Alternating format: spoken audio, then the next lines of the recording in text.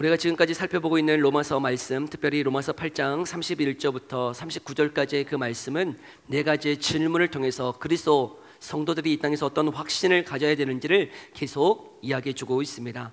31절은 누가 우리를 대적하리요? 하나님이 우리를 위하신다면 누가 우리를 대적할 수 있겠는가? 성도는 이 땅에서 그 누구도 우리를 대적할 수 없는 승리의 확신을 가지며 살아가는 자라고 말씀하고 있는 것이죠. 또 33절 누가 우리를 고발하리요? 34절 누가 우리를 정죄하리요? 그 누구도 우리를 고발하며 정죄할 수 없다는 것입니다. 왜요? 우리를 의롭게 하신 분이 누구시기 때문에? 하나님이 저와 여러분들을 의롭다 하셨기 때문에 예수 그리스도, 독생자 예수 그리스도를 십자가에 내어주시고 우리의 죄를 속량하시고 대속하시고 그가 부활하심으로 우리에게 의롭다 여겨 주셨기 때문에 그 누구도 우리를 고발하며 우리를 정죄하지 못한다라고 말씀하고 있어요. 그리고 오늘 35절에 또 이렇게 질문하고 있습니다. 누가 우리를 그리스도의 사랑에서 끊으리요? 그런데요, 지금까지 살펴봤던 세 가지 질문은 그 질문과 대답이요 네 구절로 이렇게 이루어져 있는데 오늘은 한 가지의 그 질문과 그 대답을 5구절을 통해서 우리에게 말씀해 주고 있다는 것이에요. 그만큼 이전의 세 개의 질문보다 오늘 우리가 살펴보는 이 한 질문이 우리에게는 너무나 중요하다라고 하는 의미를 담고 있는 것이죠. 왜 그럴까요?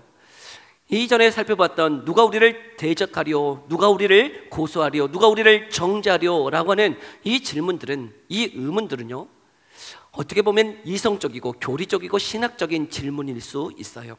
그런데 오늘 우리가 살펴보는 이 질문은 이 땅을 살아가는 어떤 성도들도 그 고난 가운데, 때로는 역경 가운데 환난을 당할 때에 다 이런 질문, 의문들을 품더라는 것이죠. 하나님 날 사랑하시는 건 맞나? 하나님 살아계시는 건 맞나? 라고 하는 다 의문이 있다는 거예요. 그렇지 않습니까?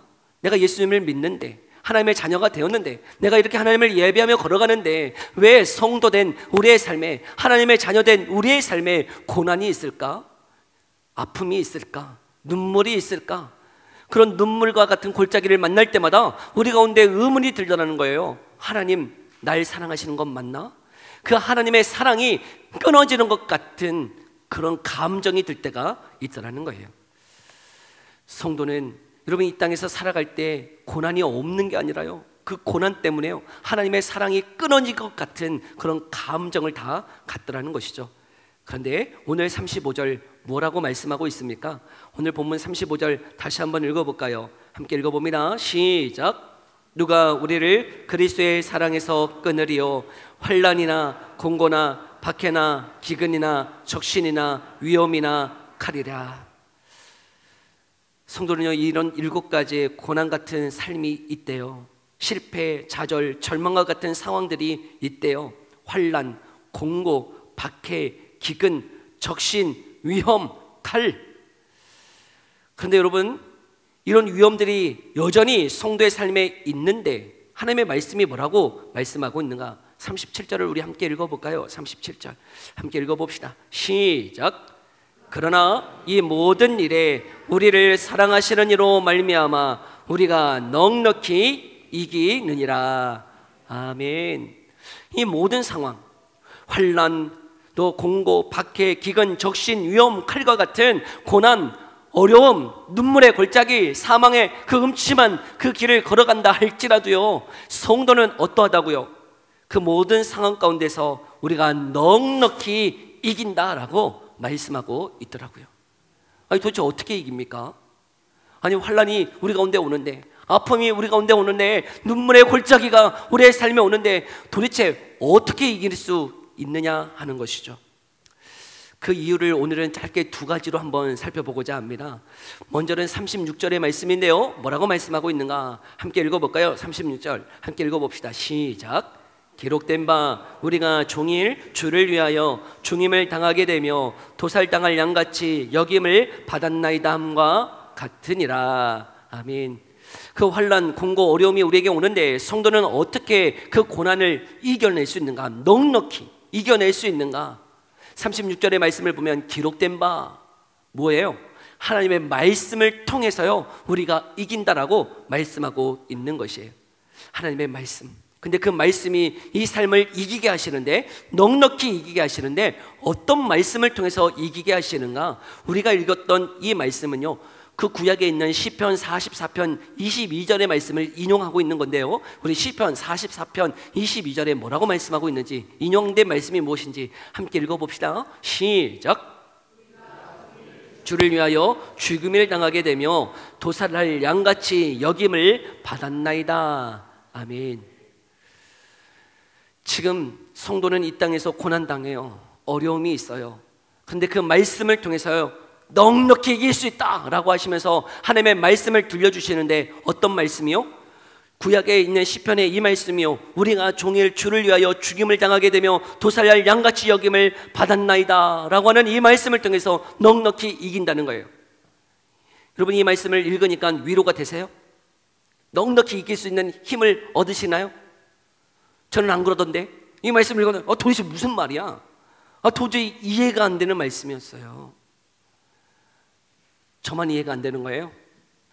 아니, 하나님이 말씀을 통해서 기록된 바 고난당하는 그 하나님의 사랑에서 끊어질 것 같은 그런 어려움이 우리의 삶에 있는데, 하나님의 말씀으로 넉넉히 이길 수 있도록 우리를 위로하시며 우리에게 힘을 주시고 있는데, 그 말씀이 도저히 위로가 안 돼요. 우리가 종일 주를 위하여 죽임을 당하게 되며 도살당할 양같이 여김을 받았나이다. 도대체 무슨 말씀일까요? 근데 이 말씀을 읽다가 성도는 이 땅에서 어떤 존재일까? 라고 하는 생각이 들더라고요. 성도는 이 땅에서 어떤 존재일까요? 성도는 이 땅을 살아갈 때 고난이 없을까요? 어려움이 없을까요? 예수님 믿으니까 여러분, 교통사고가 날 것 같은 위기의 순간도 차가 딱 비틀어져서 교통사고를 안 당하는 것입니까? 질병이 오다가도 질병이 딱 비껴가는 것입니까? 어떻게 생각하세요? 성도는 시험을 보면 다 합격하고, 다 취직 다 되고, 취업이 되고, 승진하고, 돈을 많이 벌게 되고, 예수 믿으면 잘 살게 되고 성공하는 것이 성도의 삶일까요? 어떻게 생각하세요? 저는 모태신앙이지만 예수님을 믿으면 그러는 줄 알았어요. 예수 잘 믿으면요, 성공하는 줄 알았어요. 예수 잘 믿으면 복 받는 줄 알았어요. 예수 잘 믿으면 고난이 없는 줄 알았어요. 근데요, 아니더라고요. 고난이 여전히 있더라고요. 예수님 믿는데 고난이 있어요. 예수님 믿는데요, 아픔도 있어요. 눈물도 있어요. 실패도 있어요. 여러분은 없어요? 저만 있어요? 아니요, 예수 믿는데, 예수 잘 믿는데, 기도 열심히 하는데 내 삶 가운데 여전히 고난이 있더라고요. 근데 오늘 본문의 말씀이 지금 무엇을 말하고 있는 거냐면, 이 성도는, 우리는 어떤 존재인가? 여러분, 성도는요, 하나님을 믿고 예수님을 믿고 걸어가는 그 성도의 삶은 어떤 삶인가? 마치 도살하는 양 같은 삶이다라고 말씀하고 있는 거예요. 우리의 삶은 고난이 없다고요? 아니요. 우리는 예수님을 믿지만, 하나님을 믿지만, 우리의 삶은 어떤 삶이라고요? 주를 위하여 죽임을 당하게 되며 주를 위하여 도살하는 양 같은 그 고난이 있는 삶이라고 말씀하고 있는 것이죠. 예수님 믿는다고 고난이요 비껴가는 게 아니에요. 예수님 믿는다고요 내 삶에 성공만 있는 것이 아니더라고요. 예수 믿지만요, 우리의 삶에 무엇이 있습니까? 고난이 있어요. 그래서요, 베드로전서 4장에 이렇게 12절 13절에 이렇게 말씀하고 있어요. 베드로 사도도 이렇게 이야기하고 있네요. 함께 읽어볼까요? 시작. 사랑하는 자들아, 너희를 연단하려고 오는 불시험을 이상한 일 당하는 것 같이 이상히 여기지 말고 오히려 너희가 그리스도의 고난에 참여하는 것으로 즐거워하라. 아멘. 우리의 삶에 불시험이 막 오는데, 불시험이 와요. 근데 어떻게 하라고요? 이상하다. 나 예수님 믿는데, 하나님 예배했는데 내 삶에 왜 불시험과 같은 고난이 오지? 이상하다. 그걸 이상히 여기지 말라는 거예요. 왜요? 당연하다고. 예수님 믿으면 고난 오는 게 어떠하다고요? 당연해. 예수님이요, 저와 여러분들을 부르시면서 하신 말씀이 있어요. 나를 따라오려거든? 뭘 지고 오래요? 십자가 벗어놓고 오래요? 지고 오래요. 예수님을 따라가는 그 삶이요, 고난의 삶이에요. 모르셨어요? 어찌한다? 나 모르고 예수님 믿었는데. 여러분 그래도 잘 오셨어요. 예수님 믿지만요 고난은 여전히 있어요. 예수 안 믿어도 고난이 있고요, 예수 믿어도 고난이 있어요. 예수 믿으면 고난이 비껴가는 게 아니에요. 질병이 물러가는 게 아니라고요. 질병도 와요, 고난도 와요, 낙방도 오고요, 여러분 패배도 오고 실패도 오고 절망도 오고 와요. 그런데 뭐라고 말씀하시냐면 넉넉히 그 고난을 어떻게 하신다고요? 이기게 하신다고요. 도대체 어떻게 해요? 도대체 어떻게 이기게 하신다는 겁니까?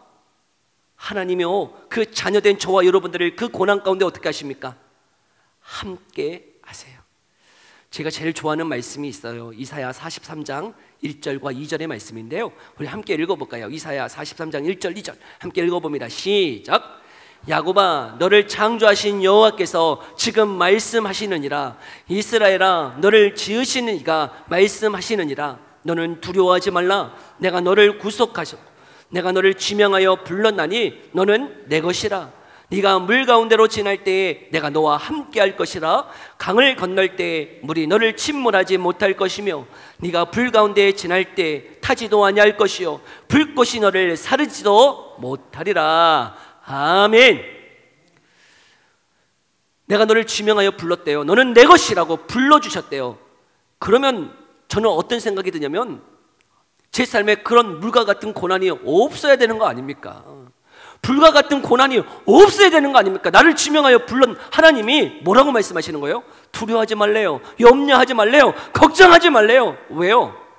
우리에게는 성도의 삶에는 그 고난이 면제되는 것이 아니고 그 고난이 여전히 있어요. 그 고난이 여전히 있지만 하나님이 뭐라고 말씀하시냐면 그 고난을 어떻게 하신대요? 하나님이 함께 동행하시겠다는 거예요. 내가 너를 업고 내가 너를 업어서 그 고난의 길을 통과하게 하시겠다는 거예요. 하나님의 그 날개로 품으셔서요 그 고난을 걷게 하시겠다는 것이죠. 우리 인생도 마찬가지예요. 우리 자녀들 정말 잘 자라기를 원하죠. 고난 없이 아픔 없이 눈물 없이 잘 자라기를 원해요. 근데 그 삶에 고난이 없는 삶이다면, 여러분 우리 자녀의 삶에요 고난이 없다면 어떻게 될까요? 우리의 자녀의 삶에 탄탄대로의 삶만을 산다면 어떻게 될까요? 그 정신이, 여러분 그 육체가 바르게 온전하게 자랄 수 있을까요? 아니요, 절대로 아니에요. 그 고난의 파도도 만나봐야죠. 그 고난의 산도 그 오르막도 건너봐야죠. 그래야 그 육체도 그 정신도 바르고 온전하게 되는 것이지, 여러분 그 삶에 고난이 없다고 아픔이 없다고 온전한 정신과 그 육체를 가지는 것은 아니더라는 것이죠. 하나님도 우리에게 그렇게 영적인 훈련을 하고 계시더라고요. 우리 가운데 시험이 없어서, 하나님을 믿어서 예수님을 믿어서 시험이 없다고 우리가 온전한 성도가 되는 게 아니에요. 시험은 있어요, 고난은 있어요, 눈물은 있어요, 그 사명의 음침한 골짜기는 있어요. 예수님 믿어도요.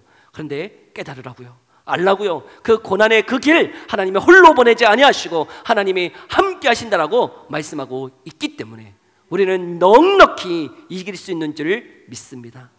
두 번째로요, 38절부터 39절은 이렇게 말씀하고 있네요. 우리 함께 38절부터 39절까지 함께 읽어볼까요? 시작. 그런 사망이나 생명이나 천사들이나 권세자들이나 현재일이나 장래일이나 능력이나 높음이나 깊음이나 다른 어떤 피조물이라도 우리를 우리 주 그리스도 예수 안에 있는 하나님의 사랑에서 끊을 수 없으리라. 아멘. 우리가 어떻게 그 고난을 넉넉히 이기면서 그 하나님의 사랑이 의심되어지는 그 순간에도 넉넉히 이기면서 확신을 가지며 걸어갈 수 있는가?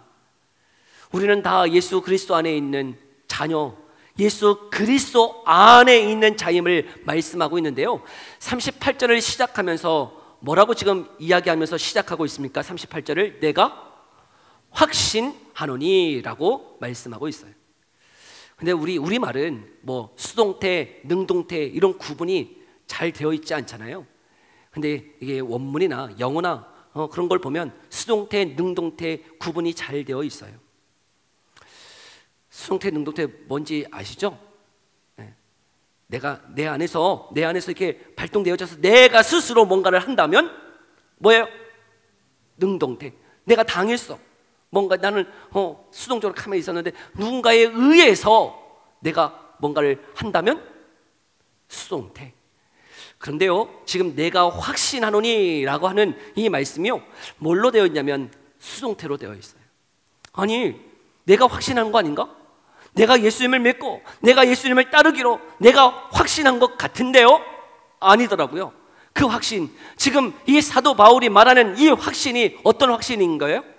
수동태라면 확신 되어진 거예요. 확신 되어졌다고요. 저와 여러분들은 예수님을 내가 믿었나요? 믿게 되어졌나요? 너무 어려운가요? 내가 믿었나요? 믿게 되어졌나요? 많은 부분 내가 결정한 것 같아요. 그렇죠? 내가 예수 믿기로 내가 결단하고 결심하고 내가 교회 가야지. 교회 가야지. 그 결정이 쉽지 않은 것 같아요. 이게 몇 명의 새신자들 와서 제가 교육을 해보면, 청년들을 이렇게 교육을 해보면 하는 이야기가 있어요. 어떻게 매주 교회 나와야 돼요? 어떻게 매주 교회 나올 수 있나요? 너무 힘들어서 교회 나오기가 힘들 것 같아요. 이 아침에, 이 주말에 매주 나오는 게 목사님 너무 힘들어서 예수 믿기가 조금 곤란합니다 하는 분들이 여러 명이 있더라고요. 그런데 그 곤란한 시간을 여기 나오셔서 지금 이렇게 예배드리고 있는 저와 여러분들은 도대체 뭡니까? 왜 나오신 거예요? 왜 나오신 거예요? 여러분이 결단했기 때문에? 여러분이 결심했기 때문에? 여러분이 예수 믿기로 작정했기 때문에 나오신 겁니까? 아니요, 그런 것 같은데요, 그 이전에 놀라운 것들이 먼저 있더라고요. 에베소서 1장 4절을 보면 예수 그리스도 안에서 저와 여러분들을 창세전에 어떻게 하셨어요? 하나님이 택하여 부르셨다는 거예요. 창세전에 미리 저와 여러분들을 택하셨대요. 그리고 때가 되어서 하나님이 저와 여러분들을 부르셨대요. 그 부르신 자들에게 어떻게 하시면 성령을 주셔서요, 우리 안에 어떻게 하십니까? 거듭나게 하세요. 죽었던 내용을 살리시고요, 그 살리신 영 가운데에 하나님의 말씀을 듣고요, 회심케 하더라는 거예요. 회개가 일어나요. 내가 죄인이구나, 회개가 일어나고요, 온전히 예수님을 믿는다는 결단을 내 스스로 하도록 하시더라는 것이죠. 그래서 믿음은요, 내 결단, 내 결심 이전에요, 믿게 하시는 은혜가 있어야 되는 거예요. 확신이요, 내가 확신하는 게 아니에요. 내가 이 복음의 말씀을 듣고 교리가 이 논리적이고 합리적이어서 이 말씀이 믿도록 내가 확신한다. 내가 확신하는 게 아니고요, 어떻게 되어지는 거예요? 확신되어지는 거예요. 복음에는요, 분명히 교리적이고 또 합리적으로요, 이성적인 논리적인 구조가 있어요. 변증할 수 있을 만큼 여러분 뚜렷한 이성적인 논리가 복음 안에 있어요. 저는 그것들을 공부하면서 너무 좋아요. 그런 이성적인 논리의 구조를 이해하는 게 너무 좋아요. 근데 그걸 알면, 여러분 교리를 알면 믿을 수 있을까요?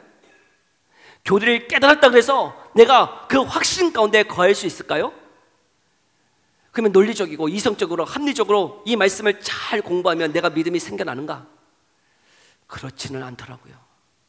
분명히 복음 안에는 여러분 논리적인 구조가 있지만 그 논리로 우리가 내가 내 이성으로 논리적이다 하고 이게 믿어지는 게 아니에요. 그 논리를 초월하는 것들도 있기 때문이죠. 우리 예수님 동정녀 처녀에게서 났대요. 어떻게 난 거예요? 어떻게 나셨어요? 성령으로. 이걸 뭘 어떻게 설명을 못하겠어? 성령으로. 뭐 어떻게 난 거야? 처녀가 임신해서 아기를 낳았어요. 근데 낳으신 그 예수님이 십자가에 어떻게 하셨어요? 죽으셨어요. 근데 그 죽으신 분이 어떻게 되셨대요? 부활하셨대요. 살아나셨대요. 믿어져요? 이걸 합리적으로 이걸 이야기할 수 있나요? 하나님이 천지를 창조하셨대요. 하나님의 형상, 하나님의 모양대로 하나님의 성품을 잡도록 저와 여러분들을 창조하신 줄 믿습니다. 근데 이걸 주장하면 어떻게 되나요? 세상에서 종교적이고 비이성적이고 불합리한 사람이라고 여겨지는 이 시대를 살아가고 있지 않습니까? 그런데 말씀은 그것들이 우리에게 너무나 많이 있어요. 복음 안에 복음이 비논리적이다? 아니요, 분명히 논리적이고 합리적인 그 구조가 있다니까요. 그럼에도 불구하고 그 논리를, 우리의 이성을 초월하는 그 말씀들도 있어요. 근데 그것이 어떻게 믿어지는 거예요? 그것은 내 힘으로 되어지는 게 아니에요. 성령의 은혜로 말미암아 믿어지게 되더라고요. 확신되어지더라고요. 여러분, 그 은혜가 우리 가운데 있기를 소망합니다. 그래서요, 성도로서 내가 예수님을 믿는데 고난이 와요. 하나님의 사랑이 의심되어지는 순간들이 있어요. 그럼에도 불구하고 내가 확신이 없었다면, 여러분, 그 고난이 올 때 여러분은 어떻게 하시겠어요? 내 가운데 그런 확신이 없다면, 나 예수 안 믿어. 그러면 여러분, 예수 믿는 이유가 뭐 때문이에요? 복 받으려고 하는 거 아니에요? 예수 믿어서 잘 되려고 하는 거 아니에요? 예수 믿어서 성공하려고 하는 거 아닌가요? 예수 믿어서 건강이 있고, 예수 믿어서 승진하고, 예수 믿어서 우리 자녀 잘 되고 복 받고 잘 되기를 원해서 예수 믿는 거 아닌가요? 근데 그런 게 없대요. 그런 거 없다고요. 그러면 예수 믿어요, 안 믿어요? 그런 거 없으면 나가시라고 하고 싶은데 다 나가실까 봐야 돼. 여러분, 그럼에도 불구하고 예수 믿어요, 안 믿어요? 믿어. 왜 믿어요? 주의 성령이 내 가운데 오셔서요, 그 주님이 누구이신지를 알게 하셨기 때문이에요. 생명 되신 예수님이 누구이신지를 알게 하셨고, 그 하나님의 어떤 분인지를 알게 하셨기 때문에 내게 그 믿음을 주셨기 때문에 믿어지게 하셨고, 확신되어지게 하셨고, 내 가운데 그렇게 살도록 하셨기 때문에 고난이 와도요, 어려움이 와도 내가 주님을 배반하고 배신하고 떠나가는 자가 아니요, 그 주님과 함께 넉넉히 그 길을 이기며 나아가게 하셨다는 것이죠. 우리의 가운데 주신 그 성령으로 말미암아 말입니다. 오늘 세례를 받는 4명의 우리 성도들 있어요. 세례 교육, 4주간 이렇게 교육을 하면서 제 안에도 얼마나 기쁨이 있었는지 몰라요. 우리 어르신부터 우리 하연이까지 이렇게 교육을 받는데요, 그 안에 자그마한 믿음이 있어서 믿겠노라고 이렇게 고백하는 그 고백이 얼마나 감동이 되는지요. 여러분, 믿어지게 하는 성령의 은혜가 있기 때문에 내가 믿겠습니다 라고 고백하는 줄 믿습니다. 이 자리에 함께 하시는 모든 성도님들, 그런 은혜, 정말 하나님이 주시는 그런 은혜 때문에 여러분, 우리가 확신되어지고 믿어져서 그 주님을 위해서 그 사랑을 의심치 아니하고 그 사랑 안에서 그 모든 상황 가운데서 넉넉히 이기며 걸어가는 저와 여러분의 삶 되어지기를 간절히 소망합니다. 기도합시다.